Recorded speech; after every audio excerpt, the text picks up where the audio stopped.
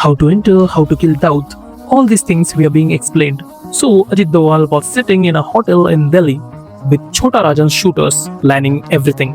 At the same time, Mumbai Police Crime Branch Deputy Commissioner Dhananjay Kamlakar and IPS officer Meera Borwankar arrive at the same hotel and say, Vicky Farid has come here to kill political leaders.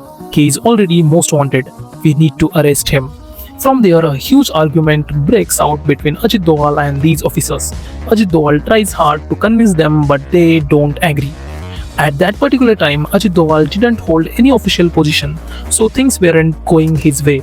They arrest the shooters and Ajit Doval misses a big opportunity to eliminate Dawood. He even called his seniors to stop this from happening, but by then they were already arrested and the news had gone public. Ajit Doval was so furious. While they were taking away the shooters, he told IPS Meera Borwankar, I will teach you a lesson. Dawood Ibrahim had always been on Ajit Doval's hit list. He tried multiple times throughout his career to catch Dawood. Even today, he still wants to capture him by any means necessary.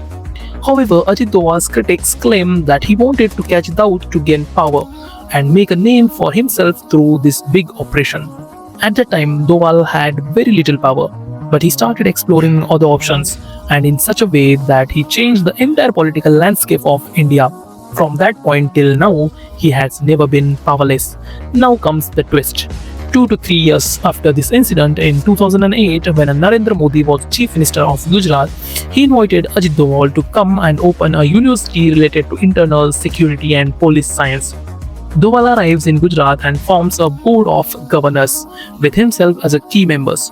They set everything up and Doval opens a university called Raksha Shakti in Gujarat.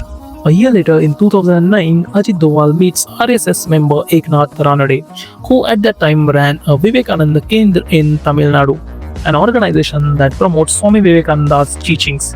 With support from Vivekananda Kendra, Ajit Doval launches a Vivekananda International Foundation, a think tank focused on national security, diplomacy, and global affairs research and analysis.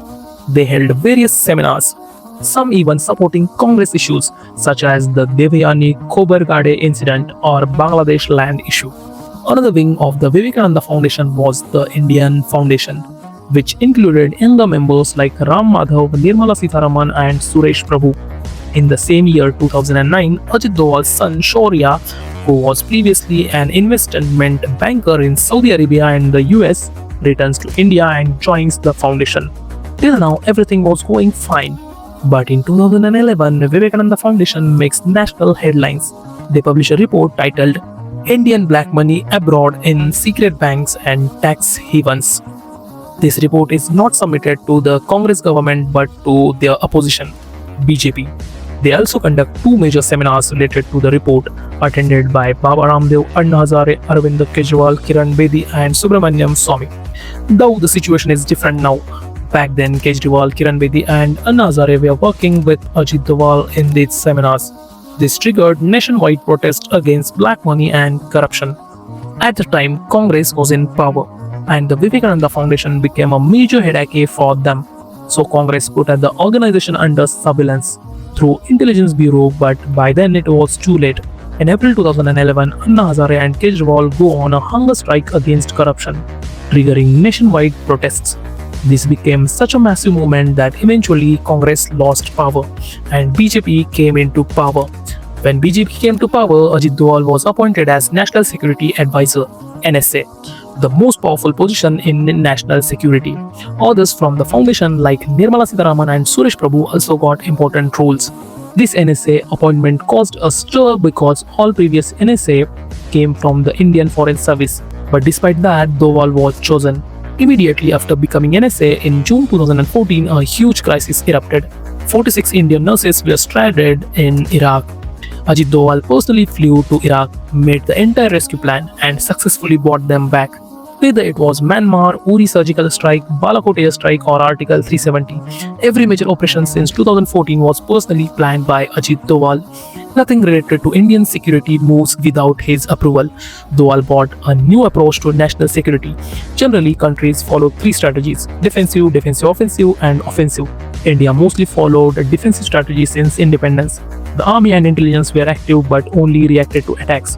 Doval shifted the strategy to defensive offensive, and the results were far better. Fewer attacks. Since 1998, when BJP came into power, Ajit Doval's relation with Congress worsened. Over time, allegations were made against Doval and his family too. As mentioned earlier, his son Shaurya Doval joined the Indian Foundation but also ran an investment company called Talk Investment, formerly known as GS Capital, headquartered in Singapore. The issue: one of the co-founders was a Pakistani named Saeed Ali Abbas. Congress questioned, how can the NSA of Indian fight terrorists officially while his son is in business with a Pakistan? They called a serious national security risk, and it didn't stop there. Indian Foundation events were sponsored by foreign defense companies like Boeing and Israeli Megal Security Systems Limited. People questioned why such companies would sponsor them unless some mutual benefit was involved.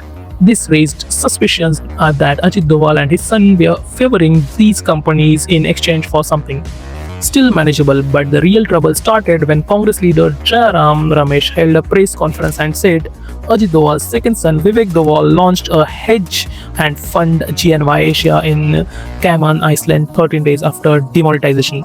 Since Cayman Island has no tax regulation, the link to demonetization was made, and the matter was reported in Karwan magazine. When the issue blew up, Ajit Doval filed a criminal defamation case against Jairam Ramesh and Karwan magazine. In court, Jairam Ramesh had apologized to Vivek Doval and Vivek also accepted the apology. So, as you can see, Ajit Doval's life is no less than a film story. Whether it's fighting external enemies or internal political pressure or being NSA 3 times, he has held power like no one else. He was even given the rank of cabinet minister, and that's why he is often called the real Chanakya of India. Despite powerful enemies, no one could take the power from his hands. And whenever the government didn't align with his vision, that government simply didn't remain in power.